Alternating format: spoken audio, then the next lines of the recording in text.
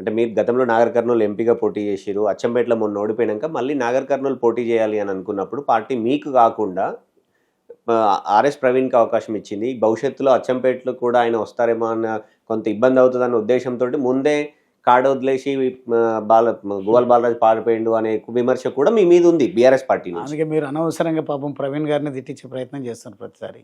తిట్టడం అంటే నేను తిట్టడం లేదు కానీ ఒక మాట అంటుంటే హర్ట్ అవుతున్నాడు ఆయన. ఆయన అక్కడక్కడ మాట్లాడుతున్నాను. RS Praveen Kumar is just nothing for my political career. నా పొలిటికల్ కెరియర్కి ఆయన ఆటంకం కాదు కదా. ఏ కోశాన కూడా ఆయన పేరు ఆలోచించాను. నేను ఆ రోజు ఎంపీగా ఆయనకు అవకాశం ఇస్తే నికార్సైనటువంటి కార్యకర్తగా ఆయన గెలుపు కోసం నేను పనిచేయడం జరిగింది. ఓటమి పాలైన ఆ రోజు మీరు పార్టీ టికెట్ ఆశించలేదు ఎంపీగా?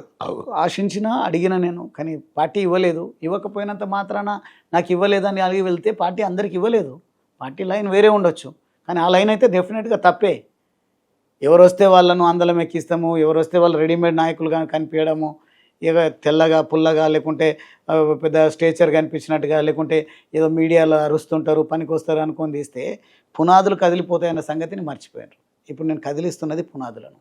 ఇంకా భవిష్యత్తులో నేను కొత్తగా పార్టీలో చేరిన మా పార్టీ విధానాన్ని అర్థం చేసుకున్న తర్వాత వారిచ్చే సలహాలు సూచనలతో పాటు నా అనుభవాన్ని జోడిస్తా. మొత్తంగా కాంగ్రెస్ పార్టీ ఎట్లయితే భూస్థాపితం అయిపోయింది, వారు ఇచ్చినటువంటి హామీలను నెరవేర్చలే, వాళ్ళతో అయ్యే పని కాదు. బీఆర్ఎస్ పార్టీ పైన ఏవైతే విమర్శలు వస్తున్నాయో విమర్శలే కాకుండా బీఆర్ఎస్ పార్టీ విధానాలను ఎండగడతా. ఖచ్చితంగా రాబోయే రోజుల్లో ఎవరితో పొత్తు లేకుండా ఎవరు మా పార్టీలో కలవకుండానే మా నాయకత్వం, మా రాష్ట్ర నాయకత్వం, జాతీయ నాయకత్వం నరేంద్ర మోడీ గారి పేరుతోన పూర్తి స్థాయిలో ఒక సైనికుడిలాగా పనిచేసి దేశ రక్షణ అదేవిధంగా సిద్ధాంతాలకు లోబడి ఖచ్చితంగా ఈ కాషాయ జెండాను బీజేపీ జెండాను ఈ గడ్డపైన ఎగిరేసే విధంగా తెలంగాణలో రెపరెపలాడించే విధంగా పనిచేసుకుంటూ పోతే దీంట్లో అనుమానం అవసరం లేదు. నా అటువంటి వాళ్ళను వదులుకోవడము, తక్కువ అంచనా వేయడము, వ్యక్తిగతంగా మాట్లాడడము ఎవరైతే చేస్తున్నారో వారందరూ కూడా అప్రమత్తంగా ఉండాలి. తప్పకుండా ఈరోజు ఒక ఆయన పని చేస్తున్నాడు మా నియోజకవర్గంలో వచ్చి, ఆలోచన ఏంటంటే జనరల్ అవుతుందని అనుకుంటున్నాడంట.